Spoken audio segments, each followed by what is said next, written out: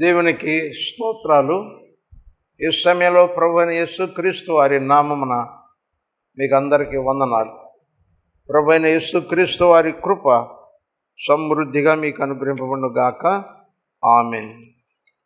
పరిశుద్ధ గ్రంథములో నుండి దేవుని యొక్క వాక్యము, ప్రకటన గ్రంథము 1వ అధ్యాయము 17వ వచనంలో రాయబడినటువంటి వాక్యం. నేను ఆయనను చూడగానే చచ్చిన వాని వలె ఆయన పాదముల యొద్ద పడితిని. ఆయన తన కుడి చేతిని నా మీద ఉంచి నాతో ఇట్లనెను, భయపడకుము, నేను మొదటివాడును కడపటివాడును జీవించువాడును. మృతుడు నైతిని గాని ఇదిగో యుగ యుగములు సజీవుడినై ఉన్నాను.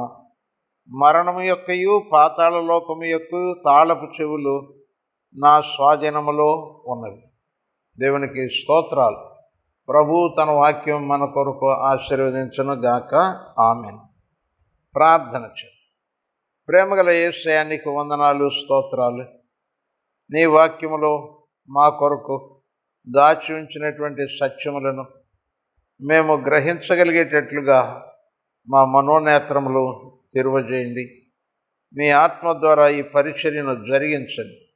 సమస్త మహిమ, ఘనత, ప్రభావములు మీకే ఆరోపిస్తూ యేసుక్రీస్తు పరిశుద్ధ నామమున ప్రార్థించి వేడుకొంచున్నాము తండ్రి. ఆమేన్.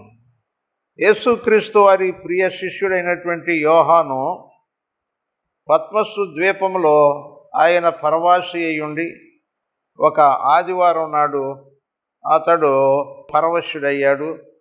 అప్పుడు అతడు దైవ దర్శనాన్ని చూశాడు. ఆ దైవ దర్శనమును చూచినప్పుడు ఇతనికి ఏమైందంట, చచ్చిన వాని వలె ఆ యేసు ప్రభు వారి యొక్క పాదముల దగ్గర పడిపోయింది. అంటే ఇక అతడు నిబ్బరించుకుని నిలబడగలిగేటటువంటి శక్తి లేదు. అతని భయము చేత అతడు నిలబడటానికి కూడా అవకాశం లేనటువంటి వాడై ఆయన పడిపోయాడు. అప్పుడు యేసు ప్రభు వారు ఏం చేస్తూ ఉన్నాడు అని అంటే, ఆయన తన కుడి చేతిని యోహాను మీద ఉంచి ఏమంటున్నాడు, భయపడకు అని. యేసుక్రీస్తు ప్రభుతో కూడా ఈ యోహాను అనేటటువంటి శిష్యుడు, ఆయన యేసు ప్రభువుకు సమీప బంధువు అవటం ద్వారా యేసు ప్రభు యొక్క తల్లి అయినటువంటి మరియ, యోహాను యొక్క తల్లి అయినటువంటి సలోమి, వీళ్ళిద్దరూ అక్క చెల్లెలు అవుతారు అని చరిత్రకారులు చెప్తారు. అంచేత యేసుక్రీస్తుతో ఈయనకు ఎక్కువ పరిచయం ఉన్నది. రక్త మాంసములు కలిగినటువంటి బంధువుగా పరిచయం ఉన్నది. తర్వాత ఆయనతో కూడా కలిసి 3.5 సంవత్సరాలు రాజ్య సువార్త ప్రకటించేటప్పుడు ఆయన చేసేటటువంటి ఆశ్చర్య కార్యములను చూసి ఈయన ఎలాంటి వాడో, గాలియు సముద్రమునో ఈయనకి లోబడుచున్నవి అని చెప్పి ఆయన ఎంత మహిమ కలిగినటువంటి వాడో అవి చూసినటువంటి అనుభవాలు ఉన్నాయి. అయితే ఈ యొక్క ప్రభు మరణించి పునరుద్ధానుడై పరలోకమునకు వెళ్ళిన తర్వాత ఆయన ఈ యోహానుకు ఇచ్చినటువంటి దర్శనమును చూసినప్పుడు ఆ యేసు ప్రభు వారి యొక్క గొప్ప మహిమ ఈయన తట్టుకోలేకపోయాడు. ఇంతకుముందు ఆయన తమతో కూడా మరి సహవాసము కలిగి దేవుని రాజ్య సువార్త ప్రకటిస్తూ దైవ కుమారుని వలె రక్తమాంసములలో ఉండి పరిచర్య చేసినటువంటి ఆ ప్రభు ఈయనకు తెలుసు. అయితే ఈ రోజున మరి యొక్క రూపములో ఆయన ప్రత్యక్షతను చూస్తూ ఉన్నాడు. మరి ఈ వాక్యములో మనం చూసినట్లయితే ఆయన 7 సువర్ణ దీపములను, ఆ దీపముల మధ్యను మనుష్య కుమారుని పోలిన వానిగా ఉన్నాడు. ఆయన పాదముల మట్టుకు వస్త్రము ధరించుకొని ఉన్నాడు, బంగారు దట్టి ఉన్నది. ఆయన యొక్క తల వెంట్రుకలు మంచు వలె తెల్లగా ఉన్నాయి.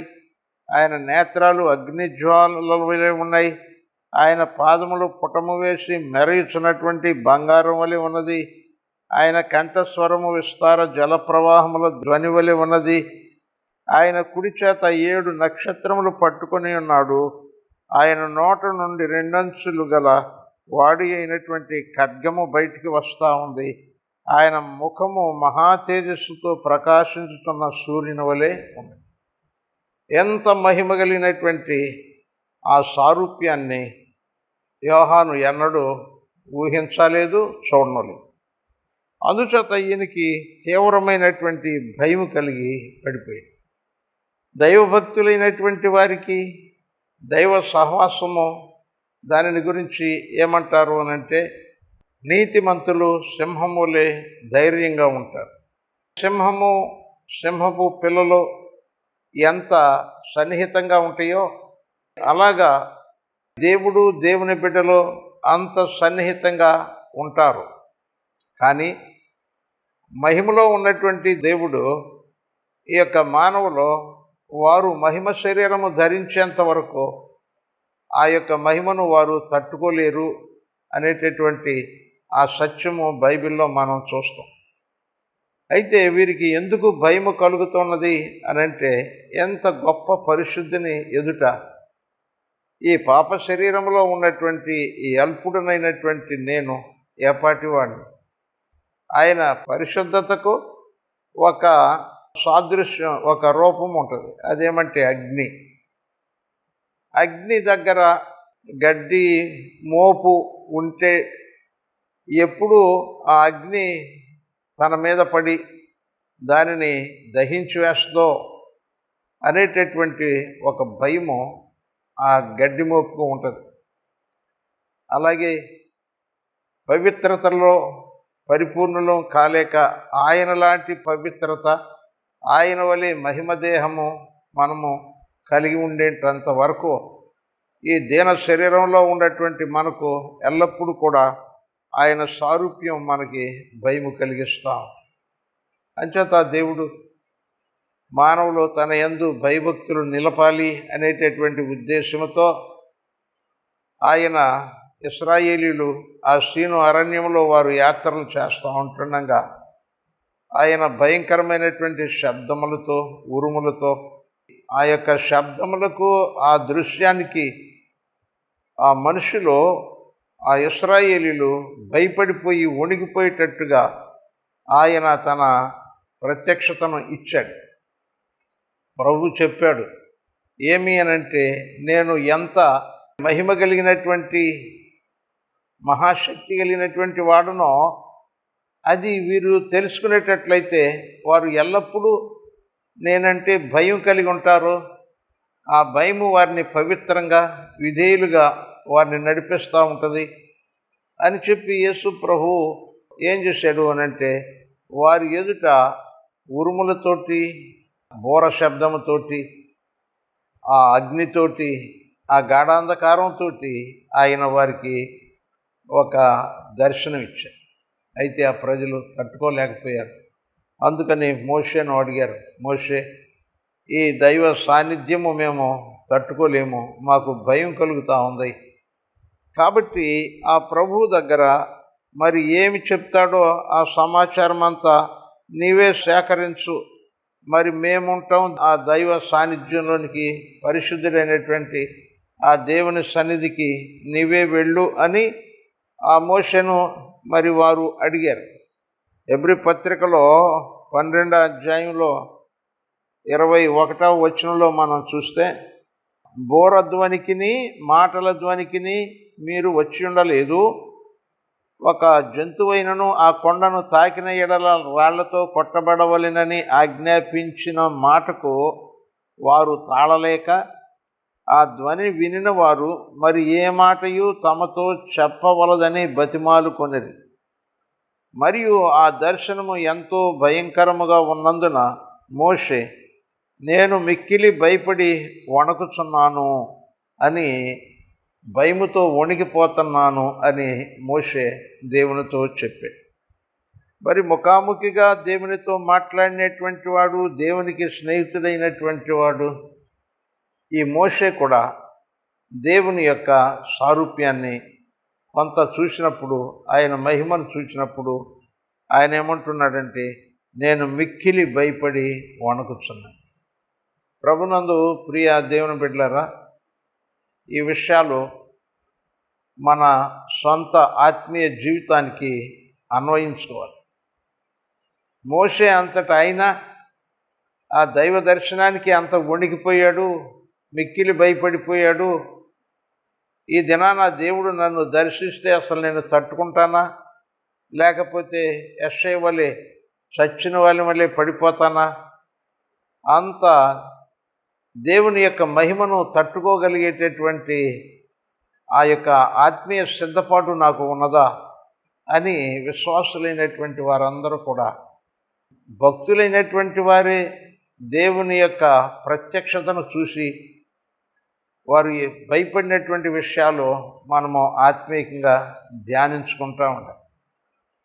ఆ ప్రభు మాట్లాడేటటువంటి దేవుడు, మనకు ప్రత్యక్షమయ్యేటటువంటి దేవుడు, మన మనోనేత్రములు తెరిచి ఆయన మనకు అనేక విషయాలు మరి కనపడేటట్టు చేసేటటువంటి దేవుడు. అంత మహిమ కలిగినటువంటి దేవుడు తన సన్నిధి ప్రకాశము మనకు దయచేసినప్పుడు దానిని అర్థం చేసుకుని ఆయన సన్నిధిలో నిలబడాలి అని అంటే దేవుడు తన భక్తులకు ఇచ్చినటువంటి దర్శనాలను ధ్యానం చేస్తాం. ఒకసారి యాకోబు అనేటటువంటి ఆయన కనాను దేశం నుండి పద్దనరాముకు వెళ్తూ మరి మార్గ మధ్యంలో ఒక రాయి తలగడగా పెట్టుకుని అతను నిద్రపోతూ ఉన్నాడు. అలాంటి సమయంలో పరలోకము నుండి అతడు పండుకొని ఉన్నటువంటి స్థలమునకు ఒక పెద్ద నిచ్చెన వేయబడి ఉన్నది. దాని మీద నుండి దేవదూతలు ఎక్కుతూ ఉన్నారు, దిగుతూ ఉన్నారు. వాటిని చూసి ఏమంటున్నాడంటే, ఇది ఎంతో భయంకరం, ఇది దేవుని యొక్క మందిరమే కానీ వేరొకటి కాదు అని అతడు భయపడిపోయాడు. ఈ లోకంలో మనము దేవుణ్ణి ఆరాధించడానికి ప్రార్థన మందిరాలు మనం ఏర్పాటు చేసుకుంటాం. అయితే ఇది దేవుని మందిరము అని గ్రహించినటువంటి వ్యక్తి యాకోబు ఆ దినాన ఎలాగ భయపడ్డాడో అలాగా ప్రియ సహోదరుడ సహోదరి, దేవుని సన్నిధిలో ప్రార్థనా మందిరములో మనం అంత భయముతో ఉండినట్టయితే ఇదిగో దేవుడు ఆ యాకోబుకి ఇచ్చినటువంటి ఆశీర్వచనం ఇస్తాడు. నేను నీతో కూడా వస్తాను, మరలా తిరిగి తీసుకొస్తాను, నేను నిన్ను ఆశీర్వదించి నీ యొక్క సంతానమును దీవిస్తాను అని యాకోబుకు ఎలాంటి ఆశీర్వచనం ఇచ్చాడో అలాంటి ఆశీర్వచనం యాకోబు పొందగలుగుతాడు. ఎందుకనంటే దేవుని సన్నిధి అతడు మిక్కిలి భయపడ్డాడు. దేవుడు ఇక్కడ ఉన్నాడు, దేవుడు పరలోకము నుండి తన యొక్క నిచ్చెన ఇక్కడ ఉంచాడు, తన సన్నిధి ఉంచాడు. ఇక్కడ చేసేటటువంటి ఆరాధనలో ప్రార్థనలో ఆయన సాన్నిధ్యానికి వెళ్ళేటట్టుగా ఆయన అంగీకరించాడు అని, ఎక్కడ నా నామం పేరిట 2-3 కూడి ఉంటారో వారి మధ్య నేను ఉంటాను అని వాగ్దానం చేసినటువంటి దేవుడు ప్రార్థనలు, ఆత్మీయ కూడికలు, ఆరాధనలో జరుగుతున్నటువంటి స్థలంలో ఆయన ఉంటాడు. అయితే ఈ దినాల్లో ఎక్కువ భాగం క్రైస్తవులకు ప్రార్థన జరిగేటటువంటి సమయంలో వారు దేవుడు ఎక్కడ లేడు అన్నట్టుగా వాళ్ళు ఇష్టం వచ్చినట్టు ప్రవర్తిస్తూ ఉంటారు. సెల్ ఫోన్లు చూసేవాళ్ళు సెల్ ఫోన్లు చూసుకుంటూ ఉంటారు. తర్వాత ఏదేదో ఆలోచనలు ఆలోచిస్తూ ఉంటారు. వచ్చినటువంటి వాళ్ళని పరిశీలన చేస్తూ ఉంటారు. రకరకాలైనటువంటి అవిధేయతతో కూడినటువంటి వారి వలె దేవుని సన్నిధిలో ఉంటారు. అయితే యాకోబు అంటున్నాడు, ఇది భయంకరము. ఈ స్థలములో హృదయాన్ని భద్రం చేసుకుని ఒళ్ళు దగ్గర పెట్టుకుని ఏ విధమైనటువంటి అజ్ఞానపు కార్యక్రమాలు చేయకుండా దేవుని సాన్నిధ్యానికి భయపడినటువంటి వాని వలె ఉండి నేను దేవుని కృప పొందాలి, ఆ యొక్క భీకరుడైనటువంటి ఆ ప్రభువు ఇక్కడ ఉన్నాడు అనేటటువంటి సత్యమును తెలుసుకునేటటువంటి వారిగా ఉంటే ఎంతటి భక్తులైనా సరే దేవుని సన్నిధిలో నిలవటానికి ఏమాత్రము నేను యోగ్యుడను కాదు, యోగ్యురాలను కాదు, అయ్యో ఆయన నా ఎడల కృప చూపాలి అనేటటువంటి భయముతో వారు ఉంటా ఉంటారు. ప్రభువుకు ఇష్టుడు, ప్రభు చిత్తానుసారుడు రాజు అయినటువంటి దావీదు, అతడు దేవుని యొక్క మందస్సమును దావీదు పురములోనికి తీసుకురావాలని ఆయన ప్రయత్నం చేశాడు. దానిని ఎడ్ల బండి మీద పెట్టి దాన్ని తీసుకొస్తున్నారు. దేవుడు సెలవిచ్చినటువంటి దైవ సంకల్పం ఏంటంటే ఆ మందస్సము అనేటటువంటిది యాజకులు మోయాలి. అందుకు లేవి గోత్రములో ఒక కుటుంబానికి ఆ బాధ్యతలు అప్పగించబడింది. అయితే అప్పుడు ఆ క్రమములన్నీ ఇంకా మరలా తిరిగి ప్రారంభం కాలేదనో, మొత్తం మీద లేవీలు అందుబాటులోనే ఉండారు. కానీ దావీదు పశువుల బండి మీద ఆ మందసాన్ని పెట్టుకుని తీసుకొస్తారు. మరి ఒక స్థలానికి వచ్చేటప్పటికి ఆ యొక్క పశువు యొక్క ఆ కాలు చెదిరి ఆ బండి ఒరిగింది. అప్పుడు మందసం పడిపోతుందేమో అని చెప్పి ఉజ్జా అనేటటువంటి ఆయన దాన్ని పట్టుకున్నాడు. అప్పుడు దేవుడు అతన్ని ముత్తినందున అక్కడే పడి చనిపోయాడు.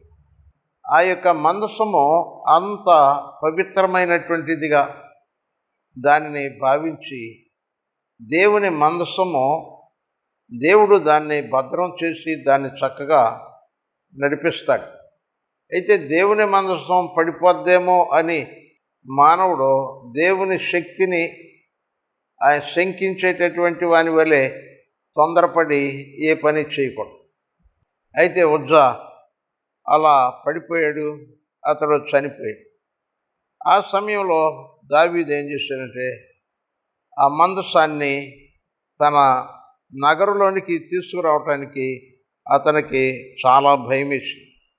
మరి ఎంత భక్తుడైనప్పటికీ, దేవునికి ఇష్టుడగా దేవుని చేత ప్రకటింపబడినప్పటికీ, దేవుని చేత అతడు రాజుగా అభిషేకించబడి ఆ రాజరికపు బాధ్యతలు ఇవన్నీ కలిగినటువంటి వాడుగా అంత ఆధిపత్యంలో ఉన్నప్పటికీ, ఇదిగో దావీదు అంటున్నాడు 2 సమూయేలు గ్రంథము 6వ అధ్యాయము 9వ వచనంలో, ఆ దినమున యెహోవా మందసము నా యొద్ద ఎలాగు ఉండును అనుకుని దావీదు యెహోవాకు భయపడెను. దేవుని మందసము తన యొద్ద ఉండటానికి దైవభక్తుడైనటువంటి దావీదు భయపడిపోతాడు. ఎందుకనంటే దైవ సహవాసంలో జీవిస్తున్నటువంటి విశ్వాసులైనటువంటి వారు, దైవభక్తులైనటువంటి వారు దేవుని సన్నిధిలో నేనున్నాను, ఆయనకు ఆయాసకరమైనటువంటి రీతిగా ప్రవర్తించకుండా నేను రక్షణ పొందాను, నా హృదయంలో దేవుని సింహాసనం ఉన్నది కనుక నేను ఆయనకు ఆయాసం కలిగించేటటువంటి రీతిగా జీవించకూడదు అని ఎంతటి భక్తులైనా సరే వారు దేవునికి భయపడేటటువంటి వారిగా ఉంటారు. కనుక దేవుని యొక్క మహాపరిశుద్ధతను చూసినప్పుడు, ఆయన యొక్క శక్తిని, ఆయన యొక్క ప్రభావాన్ని, ఆయన మహిమను చూసినప్పుడు భక్తులు తమ హృదయంలో భయపడిపోయి, ఎంత గనుడైనటువంటి దేవుని నేను దేవునిగా కలిగి ఉన్నాను, ఆయన ఎడల ఎల్లప్పుడూ భయముతోనూ వణుకుతోనూ ఆయనకి ఇష్టునిగా నేను జీవించేటటువంటి వానిగా ఉండాలని జాగ్రత్త పడాలి. ఇంకా యేసుక్రీస్తు ప్రభు వారికి అధికారము ఉన్నది. పక్షవాయువు కలిగినటువంటి వారిని పక్షవాయువును గద్దించగానే ఆ పక్షవాయువు వెళ్ళిపోయింది, అతడు స్వస్థత పొందాడు. గాలి వానను గద్దించగానే అవి నెమ్మలమైపోయినాయి, ఎంతో అనుకూల పరిస్థితులు ఏర్పడినాయి. తర్వాత యేసుక్రీస్తు ప్రభువారు సిలువలో మరణించినప్పుడు అక్కడ గొప్ప భూకంపము కలిగినది. ఈ రీతిగా యేసుక్రీస్తు ప్రభువారు ఒక అధికారము, శక్తి కలిగినటువంటి వాడై ఉన్నాడు. కాబట్టి ఎల్లప్పుడూ కూడా ఆయనకు మనము ఎంత విశ్వాసులమో, దేవునికి ఇష్టలమో, దేవుడు మనకు ప్రేమమయుడిగా అనిపించినప్పటికీ మనము ఆయన ఎదుట ఆయన పరిశుద్ధతకు ఏమాత్రం కూడా భంగం కలగకుండా ఎల్లప్పుడూ మనము పరిశుద్ధులుగా, ఉండాలి, ఆయనంటే భయపడేటటువంటి వారిగా ఉండాలి. అందుచేత ప్రకటన గ్రంథములో 14వ అధ్యాయము 7వ వచనంలో దేవునికి భయపడవలసినటువంటి ఆవశ్యకతను గురించి ఒక దేవదూత తెలియజేస్తూ ఉన్నాడు. ప్రకటన గ్రంథము 14వ అధ్యాయము 7వ వచనం. అతడు, మీరు దేవునికి భయపడి ఆయనను మహిమపరచుడి, ఆయన తీర్పు తీర్చు గడియ వచ్చెను గనుక ఆకాశమును భూమిని సముద్రమును జలధారలను కలుగజేసిన వానికే నమస్కారము చేయి. ఆయన తీర్పు తీర్చేటటువంటి ఒక అధికారం కలిగినటువంటి, మనలను మనం తీర్పు తీర్చుకుంటే మనలో ఎన్ని తప్పులు ఉన్నప్పటికీ ఏ తప్పు లేదు అన్నట్టుగా ఉంటాం. అయితే ఆ యేసు ప్రభు సన్నిధిలో మనం ఉన్నప్పుడు ఆయన నాకు తీర్పు తీర్చేటటువంటి ఆయన, నాకు తెలియనటువంటి ఎన్ని నేరాలు, ఎన్ని ఆయనకు ఆయాస్కరమైనటువంటి దోషాలు నాలో ఉన్నవో అనేటటువంటి భయముతో ఆయన తీర్పు తీర్చేటటువంటి అధికారి.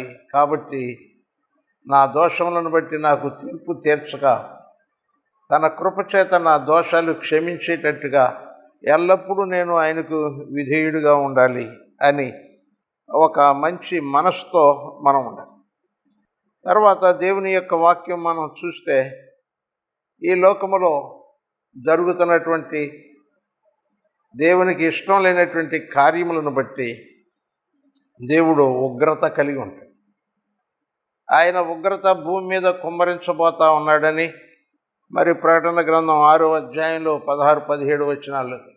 అయితే మనము ఆయన యందు భయభక్తులు కలిగి ఉండి ఆయన మార్గములను అనుసరించి నడుస్తూ ఉంటుంటే ఆ ప్రభు మనలను ఆ ఉగ్రత దినములు రాకముందే ఆయన సమస్త ఉగ్రతలో నుండి తప్పించేటటువంటి అధికారం కలిగినటువంటి కనుక రాబోయేటటువంటి ఆ యొక్క మహాశ్రమల కాలంలో నుండి కానీ, తీర్పులో నుండి కానీ, అవిధేయతలను బట్టి పాపములను బట్టి విధించబడేటటువంటి ఆ శిక్షల్లో నుండి తప్పించబడాలి అని అంటే ఆయన యొక్క యేసు ప్రభు వారి యొక్క రక్తము చేత కడుగబడి దేవుని ఆత్మ చేత నడిపింపబడుతూ దేవునికి అనుకూలమైనటువంటి భయము, విధేయత కలిగినటువంటి వారమై ఆయన చిత్తమును అనుసరించి నడుచుకునేటటువంటి వారిగా మనం ఉండాలి. అందుకని యేసుక్రీస్తు ప్రభువారు ఆ యెరూషలేము పట్టణమును గురించి ఆయన ఎంతో దుఃఖపడుతూ లూకా సువార్త 19వ అధ్యాయము 41వ వచనం నుండి, ఆయన పట్టణమునకు సమీపించినప్పుడు దాన్ని చూచి దాని విషయమై ఏడ్చి, నీవును ఈ దినమందైనను సమాధాన సంబంధమైన సంగతులను తెలుసుకుని ఎడల నీకు ఎంతో మేలు. కానీ ఇప్పుడు నీ కన్నులకు మరుగు చేయబడి ఉన్నవి. ప్రభువు నిన్ను దర్శించిన కాలము నువ్వు ఎరుగకుంటివి గనుక నీ శత్రువులు నీ చుట్టూ గట్టు కట్టి ముట్టడి వేసి అన్ని ప్రక్కలను నిన్ను అరికట్టి నీలోనున్న నీ పిల్లలతో కూడా నిన్ను నేల కలిపి నీలో రాతి మీద రాయి నిలిచి ఉండని దినములు వచ్చునని చెప్పింది. యేసుక్రీస్తు ప్రభువారు ఆ యెరూషలేము పట్టణము అది పరిశుద్ధ పట్టణము కాబట్టి ఊర్లో ఉండేటువంటి వాళ్ళందరూ కూడా పరిశుద్ధులు అవుతారా? అయితే వారు పరిశుద్ధ పట్టణంలో ఉన్నారు, పరిశుద్ధ దేవాలయము వారి మధ్య ఉన్నది, పరిశుద్ధమైనటువంటి యాజకత్వం జరుగుతూ ఉన్నది, ధర్మశాస్త్రం అనుదినము ధ్యానిస్తూ ఉన్నారు. అయినంత మాత్రాన వారు దేవునికి ఇష్టలుగా లేకపోయారు. ఎందుకనంటే ప్రభువు నిన్ను దర్శించిన కాలము నీవు ఎరుగకుంటివి. ప్రభువుకు ఏ రీతిగా నేను జీవిస్తే దేవునికి ఇష్టరాలుగా ఉంటాను. ఎల్లప్పుడూ దైవ భయముతో జీవించినట్లయితే, ఆయన కృప మీద నేను ఆధారపడినట్లయితే, నా సమస్త బలహీనతలలో, నా అయోగ్యతలలో ఆ ప్రభువే తన కృపచేత నన్ను యోగ్యునిగా ఎంచి ఆయన నన్ను రక్షిస్తాడు, ఆయన ఉగ్రత నుండి తప్పిస్తాడు. కాబట్టి ఎల్లప్పుడూ దేవునికి ఇష్టములైనటువంటిది, దేవునికి ఆయాస్కరమైనటువంటిది ఏది నా జీవితంలో జరగకూడదు, అలాంటి దానికి పాల్పడకూడదు అనేటటువంటి భయముతో సొంత రక్షణ కొనసాగించాలి.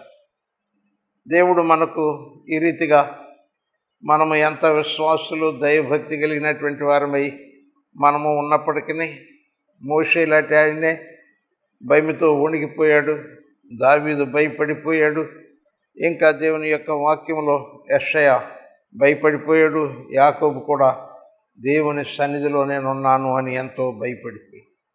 ప్రభువు త్వరలో రానయ్యున్నాడు. మనము అనుదినము ఆయనకు ఇష్టలుగా, పరిశుద్ధులుగా ఉండి మనము దైవ భయం కలిగినటువంటి వారమై నీతిమంతులుగా ఆయన కృప మీద ఆధారపడినటువంటి విశ్వాస జీవితంతో మనం ఉండాలి. దేవునికి స్తోత్రాలు. ప్రభువు తన వాక్యం మన కొరకు ఆశీర్వదించును గాక. ఆమెన్. ప్రార్థన చేద్దాం. దయగల తండ్రి, పరిశుద్ధుడా, నీకు వందనాలు, స్తోత్రాలు. దేవా, నీ ఎదుట నిలువగలిగినటువంటి యోగ్యమైనటువంటి భక్తి జీవితం గలవారు ఎవరు లేరు. కానీ నాయన, ప్రతి విశ్వాసి జీవితంలోనూ కృపను వారికి సమకూర్చి, కృపచేత ఎంత ఆయాస్కరమైనటువంటి స్థితిలో ఉన్నవానినైనాను నీ సహవాసములో నాయన నీవు తండ్రి చేర్చుకుంటూ వారితో కూడా కలిసి ఉంటున్నటువంటి దేవుడవు నీకు వందనాలు. ఎల్లప్పుడూ నీ కృపను ఆధారం చేసుకుని దేవాన్ని ఎదుట యోగ్యులుగా ఉండగలిగేటటువంటి ఆ యొక్క జ్ఞానమును, శక్తిని, మెళకువను మాకు దయచేయండి. ఈ పరిచర్యను ఫలింపచేసి మహిమ పొందమని యేసు నామమున ప్రార్థించి వేడుకొనుచున్నాము తండ్రి. ఆమెన్. మన తండ్రి అయిన దేవుని దయ, ప్రభు అయిన యేసుక్రీస్తు వారి కృప, పరిశుద్ధాత్మ దేవుని అన్యోన్య సహవాసము మనకు తోడుగా ఉండి ఎల్లప్పుడూ ఆయన యందు భయము కలిగి ఆయన యొక్క చిత్తము నెరవేర్చేటటువంటి వారిగా, ఆయన వాక్యానుసారముగా జీవించి ఆయనకు సంతోషము కలిగించేటటువంటి వారిగా ఉండునట్లు ప్రభు ప్రతి వారి ఎడల తన కృపను సమృద్ధిగా అనుగ్రహించును గాక. ఆమెన్. హల్లెలూయా. దేవునికి స్తోత్రాలు. మీకు వందనాలు.